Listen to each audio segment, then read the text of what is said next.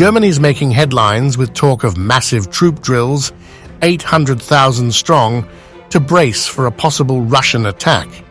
It sounds intense, right? Reports are swirling that NATO troops will gather in Hamburg this September, that is, to practice deployments toward the Baltic states and Poland. Local media's buzzing about it, and it's got people asking, is this a sign of war on the horizon? Well, not quite. Here's the deal. This all ties back to Russia's moves in Ukraine since 2022. Germany's stepped up as a key player in NATO, and they've got a plan, something called Operations Plan Deutschland. It's a big, classified playbook, 1,000 pages long, mapping out how Germany could funnel up to 800,000 NATO troops across its territory if things heat up with Russia.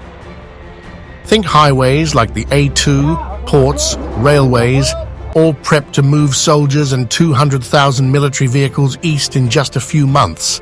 That's the scale we're talking about. Now the 800,000 number? It's popped up in reports from heavy hitters like Der Spiegel and Frankfurter Allgemeine Zeitung. They're citing secret docs that show Germany's role as NATO's logistical hub. But here's the catch. It's not about Germany running a single drill with 800,000 troops. It's more about being ready to support that many if NATO has to mobilize fast. The German Defense Ministry confirmed they're working on these emergency plans, and it's all about keeping Europe's defenses tight. We are securing the future of this country. Russia is by far the greatest threat to European security. Even after the offers for ceasefire negotiations, Putin continues to act with undiminished severity against Ukraine and its civilian population. We are thus ensuring stable funding for our armed forces, our civil defense and civil protection, and our intelligence services, and without jeopardizing other urgently needed investments. That is new, and that is historic. Ladies and gentlemen, this is how we can strengthen our overall national defense capability and make Germany more resilient in every respect. Germany's no stranger to big NATO exercises, though. Take Steadfast Defender 2024, 90,000 troops across multiple countries, practicing for a Russian threat. Solid, but nowhere near 800,000. Then there's this Hamburg drill coming up, starting September 25th. It's a 3-day gig, simulating a Russian push into the Baltics and Poland. Details on troop numbers are fuzzy, but it's likely smaller, more focused. So, where's the 800,000 figure coming from? It seems like a mix-up, or maybe an exaggeration, of Germany's broader prep work. Social media's amplifying the story, too. Posts on X are painting it as some mega showdown, but strip away the hype, and it's less about one giant exercise and more about Germany gearing up for the worst. Defense Minister Pistorius has even said it outright. Germany needs to be ready for a possible war with Russia by 2029. That's the mindset driving this.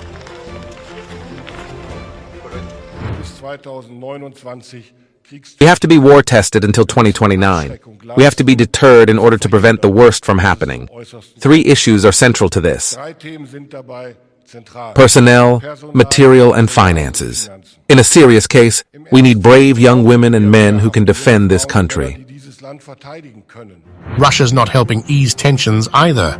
Their war in Ukraine, plus recent tweaks to their nuclear doctrine, have NATO on edge.